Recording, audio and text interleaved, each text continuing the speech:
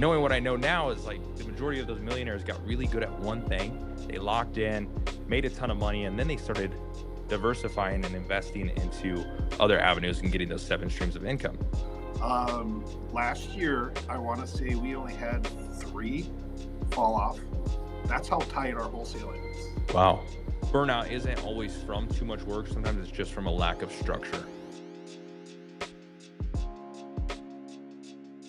Hey, Home Guys Nation. Actually, James and Jen here this time. It's kind of a mix and match who you're going to get on a podcast. But this time, James and I have partnered up, and we have Jaben Makings, right?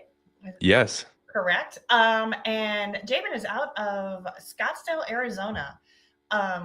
And he's doing a lot of the real estate, wholesaling, investing that we've got going on too. So, but Jaben, you grew up in a small town, according to the bio and the little blurb I got, and this also connected with James, struggled in school, spent years chasing the next idea before the last one had a chance to breathe until something clicked. You stopped bouncing, locked in, and built a sales-driven real estate investment company with 0 ads, just building relationships, which is what we love. That's kind of how. Can you tell us your secret? Because that's what we Yeah. I wish there was. It's all about the relationships. Relationships, discipline, and having a system that actually works. But here's why Jaben's a little different. He breaks down why most people get stuck, why burnout is a structure problem, not a workload problem, why shiny object syndrome is killing more businesses than bad markets ever will. So to stay tuned. This is going to be a great conversation. I know James has a lot to say on this topic. And we're excited to have you here. Yes. Thanks so much for having me on. I'm fired up to be here. This is awesome. So say that it's Jaben. Jaben Makings. Okay, so it's cool because my business partner is Jaden, so you just flip that B around, and it's okay. The B, flip it to the D, so it's which Jaden. Is what I keep wanting to say. I keep wanting to call you Jaden. I'm like, no. Apologize for that. So I get it all the time. Yeah. So why don't you? I know a lot of those things in that intro kind of resonated with James, and a lot of entrepreneurs, a lot of people that just kind of find their own way, find their own path. So why don't you kind of dive in? Let us know how you got here. Yeah, absolutely. I grew up in a small town in Nebraska, right? A town of 1,200 people. Oh, wow. And we were pretty close to Omaha, so we had a little bit of the best of both worlds because we could drive into Omaha and get the city and then go back out to the town and have that small town feel. But I figured out early on that school wasn't really for me. Like I was bouncing around. I could never sit still. I hated just sitting there all day and learning. And my parents were dead set on me going to college. Right, that was their big thing. They were like forcing me to go out first, and they've since changed. Right, my brother, they're not making him go. He's about to graduate, and they're like, you do whatever you want now. But I remember I was working. Right, I was working from a young age, always starting little businesses. But I was at work one day after school, and my mom calls me freaking out because she had gotten my ACT scores, which I didn't even try on the ACT. I went and bubbled in a bunch of different answers. And for those of you listening who don't know what that is, that's the test you have to take to get into college, or at least it was at the time.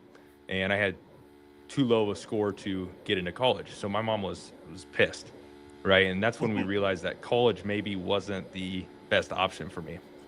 Well, fast forward a little while, I talked my parents into letting me move down here to Arizona instead of going to college. And I move out here in July, 2 months after I graduate. So I just turned 18 and come down to Arizona with my eyes set on eventually starting a pool company. So I come down, I work for a guy to kind of learn the ropes before I'm going to go out and start my own thing.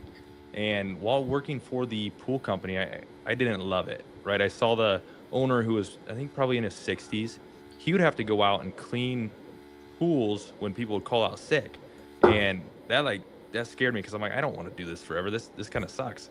And it wasn't necessarily the hard work. It was just having to do that when I was 60 years old. So I'm like, I got to figure out something else to do.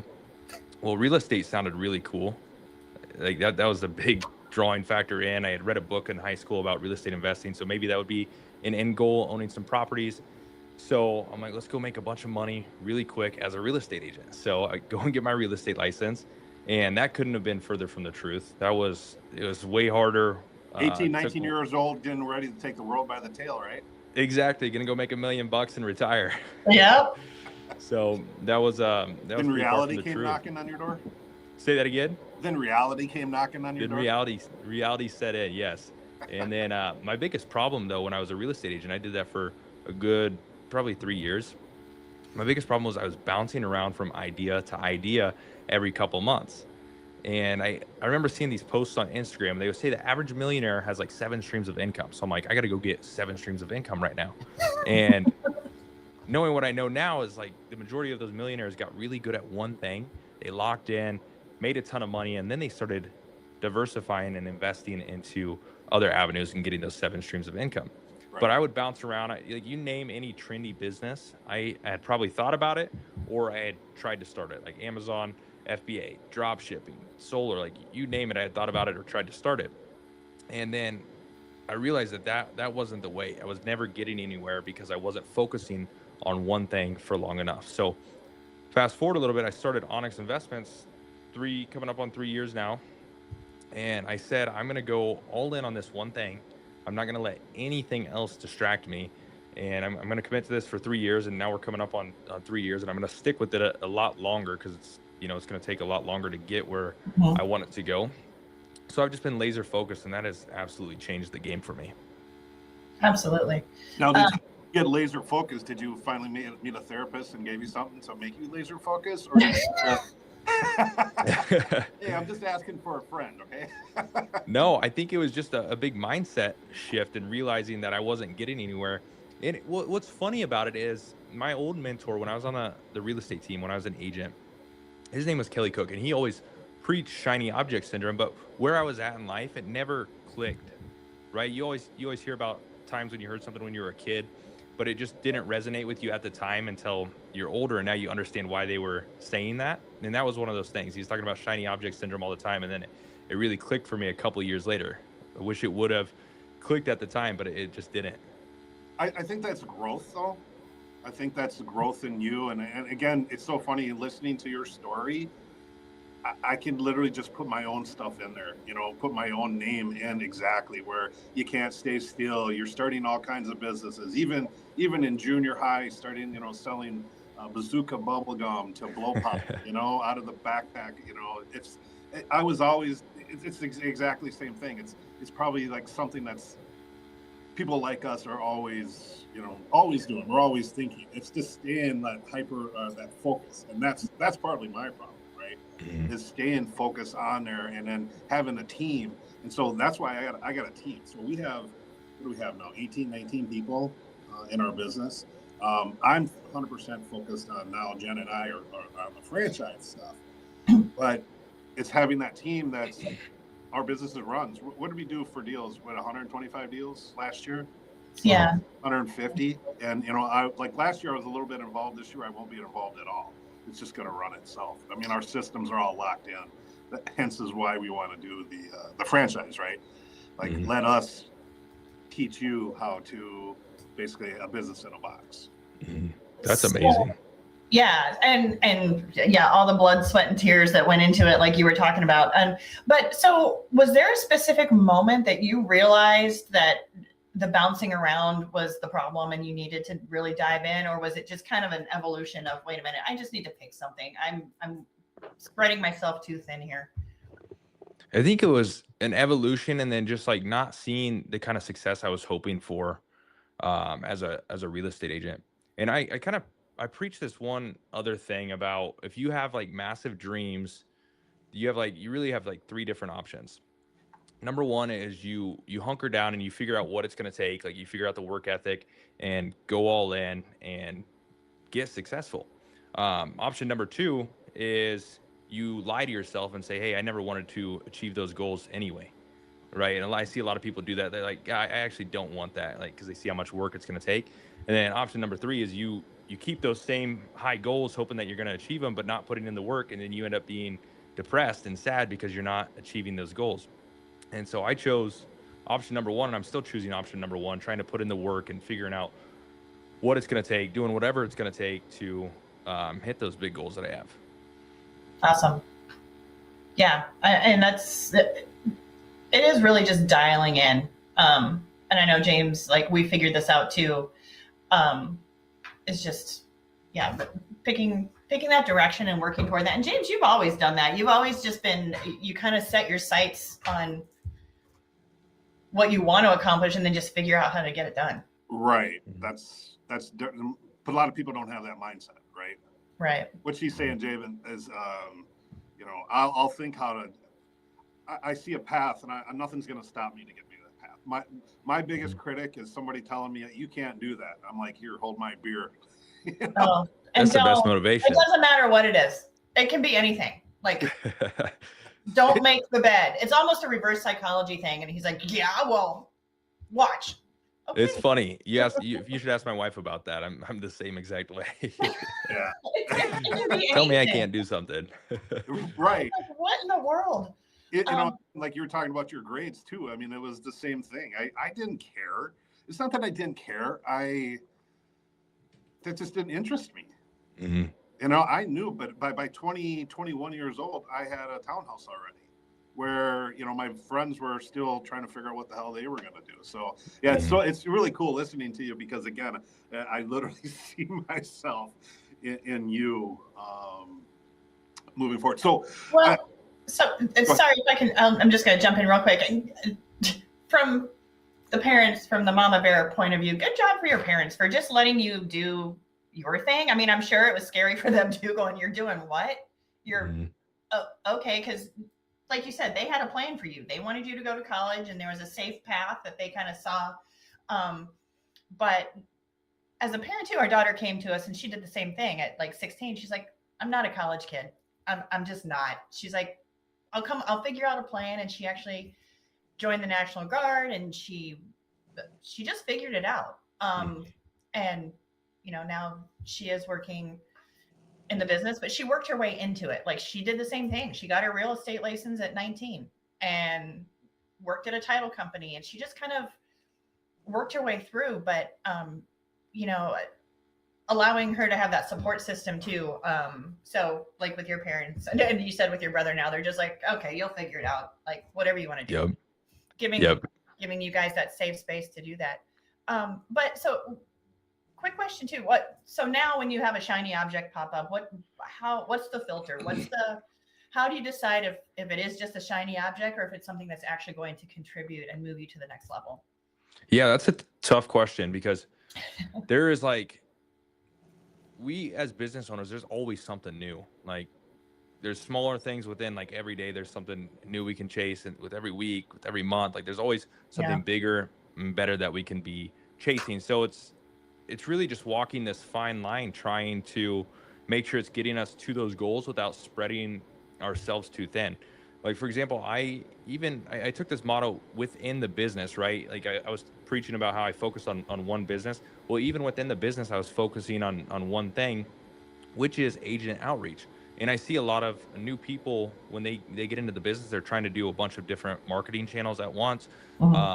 Whereas I kind of went the opposite. Like I went as far as to not even touch the disposition side of the company up until recently. Like we were an acquisition only company. We had another company that we had split the deals with and they would send it out to their buyers list because we were just so laser focused on trying to get the agent outreach model rolling and being consistent. And now with dispositions, we're going to be doing the same thing. And now there's different things within the business that we want to try out. Like there's a new texting platform that we're going to test. So we're always testing little different things like that, but we're making sure that none of that gets us off the course of where we're going. You don't get distracted by it. Yeah. Do you have a job description? Do you have, how long is let me start over. I'm looking through here and it says building without ads, right? And obviously that's your agent outreach program. We've tried it, 2 or 3 times and absolutely failed. I don't know what we're doing wrong because again, we're pushing it more this year than we ever have. But I'm hearing these people that done 30 deals and it was all by agent outreach. I'm like, God, we're spending almost $1 million on advertising. So we do a lot of radio, we do TV, a lot of inbound calls. And again, how can we get our agents trained up to go and learn what you guys are doing? I mean, I'm assuming, is it a brokerage that you have, or is it one or two people doing it, or is that your whole? I don't want to. You don't have to give your whole business plan. I'm just. No. I'll share. Yeah. Exactly What does that look like? Yeah. So there's several sales guys. We actually had some good turnover. So I had 4 sales guys in here humming along. Fired like 2.5 of them, right? 2 of them fired, and then one of them I was kind of coaching out. So then dropped down to 1. So then, we were aggressively rehiring, got 4 people in here total now. 3 of them are brand new. So 1 veteran guy, and I'm kind of jumping back into sales a little bit to keep the momentum going. But with the agent outreach side of things, a lot of people misunderstand how much volume it's actually going to take to get these deals, right? Even when I first started, I thought I'd go make a handful of calls to these agents every day and it'd be okay. Well, come to find out, it actually takes a crap load of calls to these agents, because a lot of these agents may only come across 1 deal every single year. So we did 46 deals last year. So you can imagine how many different agents we had to be talking to on a monthly basis in order to get that number of deals. Are you guys doing a meetup at all, or when you're like doing happy hour, like bullshit? No, guys. No. In my opinion, it's just like I said. There's so much volume with these agents. We need a ton of agents in our pipeline that it would bog us down if we were going out to lunch with all of these agents. And now there may be exceptions to that, one-offs, like where we go take an agent out to lunch if they're a really high performer, VIP, but those are far and few between. We need a lot of leader of a team, maybe that they can go back and relate it to their team. Like if you run across the house like this, you can. Yeah, that'd be good. And we do several different states, so we're not just here in Phoenix. So we're in North Carolina, Indiana, Texas, and then obviously here in Arizona. And I can send you guys over the numbers that we have, because once I figured out the numbers, like the conversion ratios of everything, it all kind of made sense. And it's a lot of conversations every day, a lot of dials.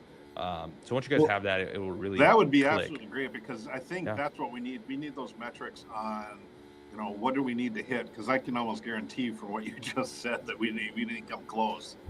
And we've brought in a couple people that we thought, like, hey, this is your job to make these connections, and we didn't. It was more of we needed them to drive it, because we didn't really know what it looked like. Thought it was going to work at the time, and it hasn't yet. But what you're saying is, and we kind of get that, is like you just need one person dedicated to making those connections, reaching out, doing all the outreach piece.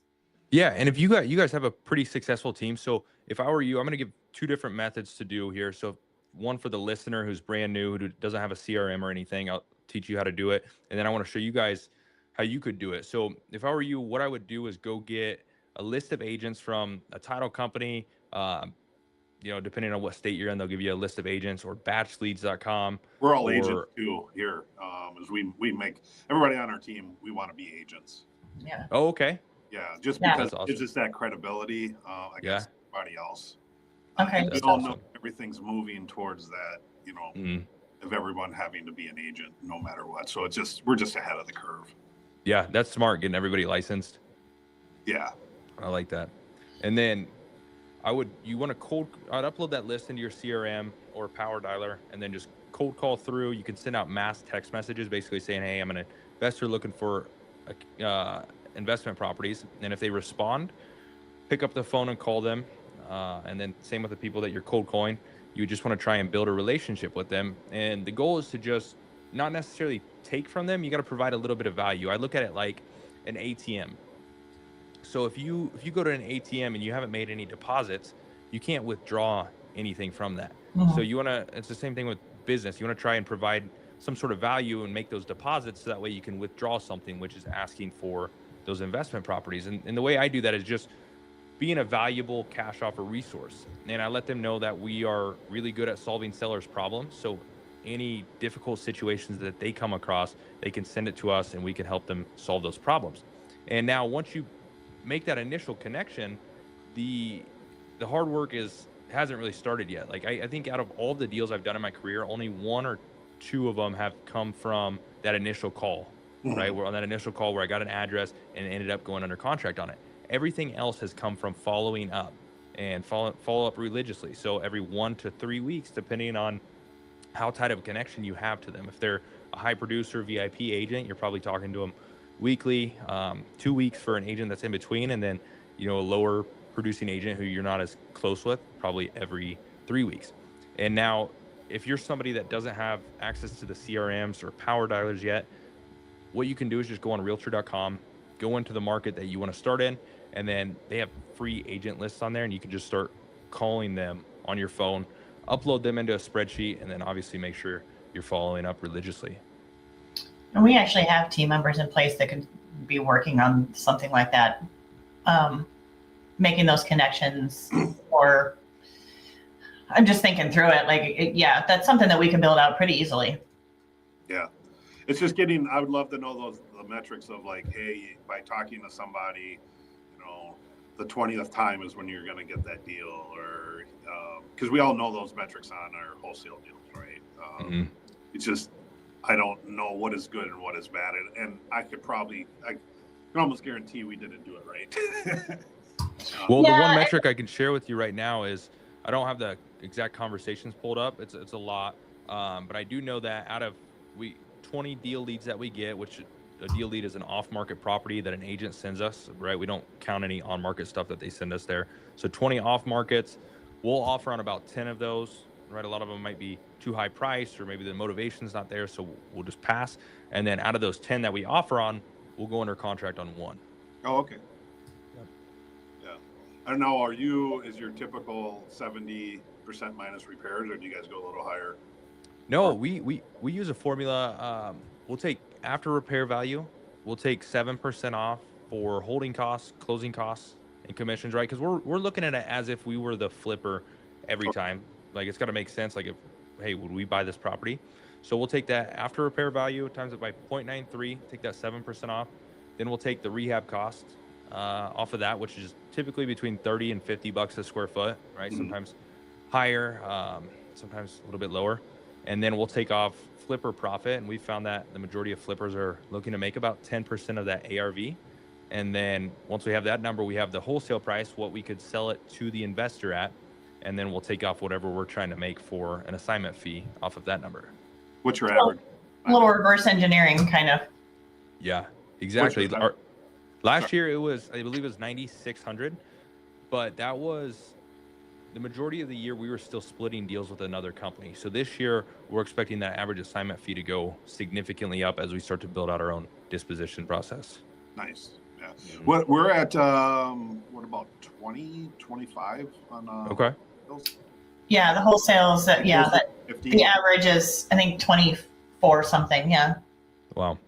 One of the things that I teach and I preach a lot is, I see a lot of these guys that, hey, I just got $3,000 wholesale deal. I go, look, it takes just as much effort, if not more sometimes, to get a $3,000 assignment fee as it does a $25,000 assignment fee. Those are always the biggest pain in the butts, is the small ones. It always works out like that.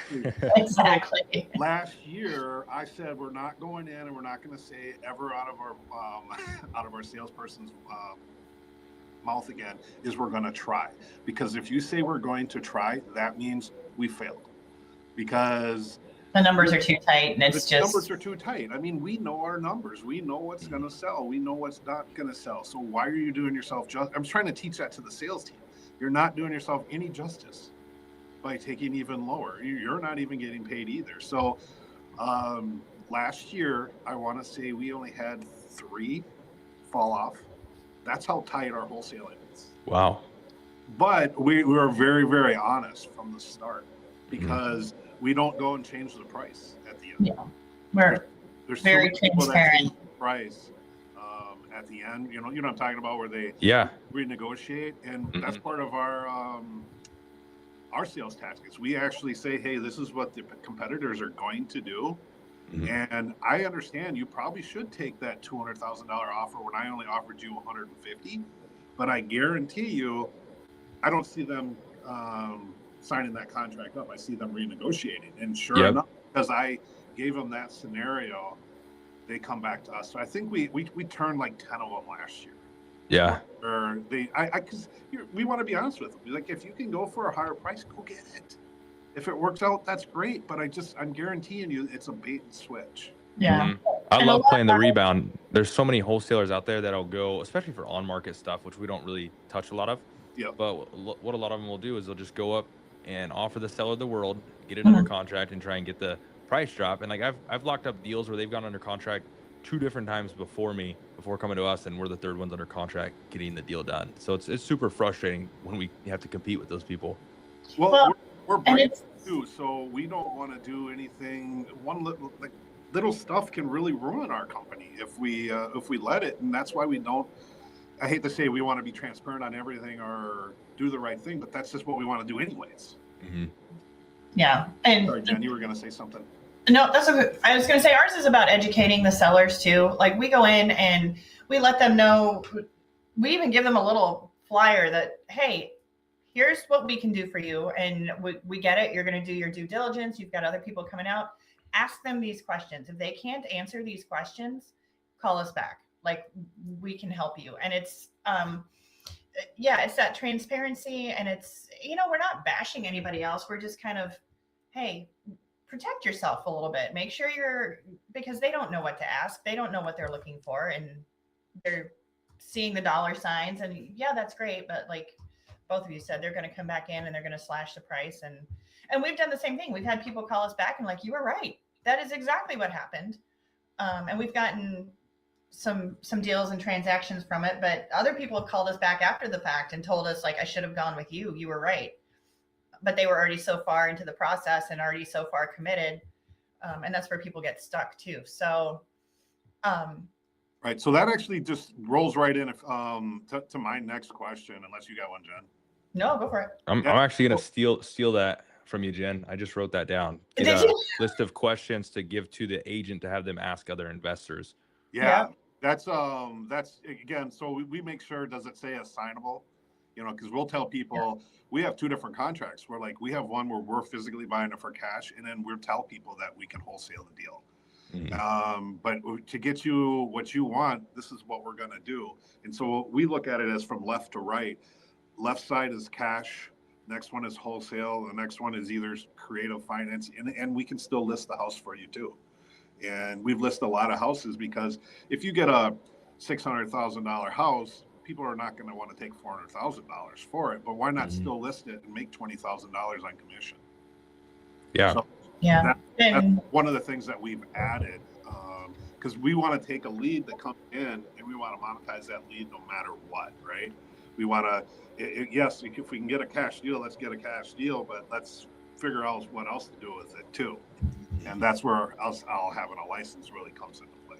Yeah, that's and awesome. Online we can connect to and have a deeper conversation about what some of the those questions we ask and what that looks like. But it's been huge. But you had a question. Yeah. So your next thing is burnout and discipline. One of the things on here, it has why is burnout a structure problem and not a workload problem? What does discipline outside the work actually change inside the, what is that? Say that right. I gave them some questions to ask. Yeah. Does discipline? What does discipline outside of work actually change inside the business? So, and then what comfort-driven habit? So this one was interesting. Where do you see people getting stuck? Well, right. So I wanted the burnout, and that is I was just talking to, maybe you're in the same spot there, Jaben. This is the longest job I've ever had. Yeah, same. because you can pivot, you can change, you can adapt. You're not stuck in one. But she's right? Because when I first started, I was doing everything. Jen was doing everything, from the sales to the clean out to hanging the cabinets to the transactions and the fun, all answering the phone at 9 o'clock. Systems behind the scenes. Yep. All of a sudden that stuff started going away, right? And then you build up your team. But you just said it. It's like, how do you keep that brain going? And when we have brains like ours, because you all of a sudden you're like, oh yeah, I'll just push it away. In fact, I think because of my brain is why it took me a little bit longer to get here, because I always used to have a backup plan, and then a backup plan, and then a backup plan to the backup plan. Right. So the problem with having all those backup plans is they're just as good as the first one. You just give up on the first one and go to the next one. Yeah. Right. And so when I was a firefighter before, I said it. Jen's gonna laugh, but it's a drinking game. Like, how would that ever happen? It's again that burnout. What do you do to stay laser focused when you have to be laser focused, Mm-hmm. and you're changing something? I'm assuming you're not doing the same thing all the time in your business, like me. You switch modems. You now all of a sudden you're doing something completely different than you were before. Mm-hmm. Yeah, I try and keep my day as structured as possible. But quick story on kind of the burnout. So when I was starting the business, right, it was just myself doing literally everything, which it wasn't that bad, because I eventually hired a VA, so she's handling a lot of the back end stuff. So my day is mainly just sales, but I'm doing calls at a certain time, doing follow up at a certain time, I'm making offers at a certain time. So I got to a point where my day was pretty structured, even though I was doing sales. And when I started hiring for the company for salespeople, full-time transaction coordinator, things kind of changed, because now I was at everybody's beck and call, and I thought that was the way that it had to be. So as I'm bringing people on, I'm constantly just a backboard for them, answering questions, running numbers on properties, putting out fires, and I was getting super burnt out. And at first, I didn't know why, but then I realized that it was because I was context switching all day long. And if you're bouncing around from one thing to another every 10 to 15 minutes, or getting distracted by one thing, and you never get into these deep focus blocks or deep work blocks, there's no way your brain's not getting fatigued from that, because you're just context switching all day long. So I had to re-implement structure and go back to my 60 to 90 minute time blocks like I had before. And believe it or not, a lot of these salespeople's questions, they don't need to be answered right away. Like 95% of them can wait a couple hours. So I started doing that, and I had specific times that I would go out and walk the floor or check Slack. But then the rest of the day is back to the structured working, and that doesn't solve burnout entirely. Like, it still comes up, but not as bad as it was when I was trying to do those things, bouncing around all day long. So it made me realize that sometimes burnout isn't always from too much work. Sometimes it's just from a lack of structure. Yeah. And I think you can relate to that a little bit. Yes, I can definitely relate to that. I think I don't need structure, but I realize I do need structure. Otherwise, you're looking for something. And I was going to kind of touch on this a little bit too. It's whether it's the ADD or whatever, but if everything is running smoothly, and I know James and Jaden do this, if everything's running smoothly, like, okay, well, I need to find the next thing, and then it kind of creates chaos. So having that structure and that focus, kind of having, like you said, having your day mapped out. Here's what I'm going to do today, and then kind of staying on track with that is helpful.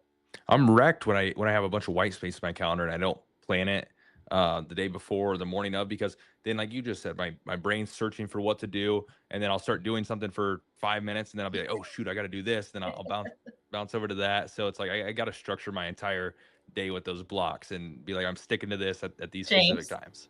Yeah, right. James. Yeah, that's I really have that problem. I love you, honey. Yeah, right. Why? I don't have that problem. And I think you've recognized that recently too. You've recognized that recently too. Is having the need for yes, I need a plan. As much as you want to be able to pivot and do your own thing, it's like you still need that structure, and that is a big part for you. Right. So hey, we're I got one more question to really ask you. What's the one thing that most people building a business right now are getting completely wrong? I don't know if you can. And then there's another one. What does winning look like for Jaben 3 years from now? So, like, So tell me a little bit, like, what's your future going to be? What's your goals? Because we all don't want to continue to do this in the same spot. I'm assuming you got bigger goals too. Hmm. Yeah, I mean, then back to your first question, what people are doing wrong is basically what we've been hammering on this whole podcast is not staying consistent, right?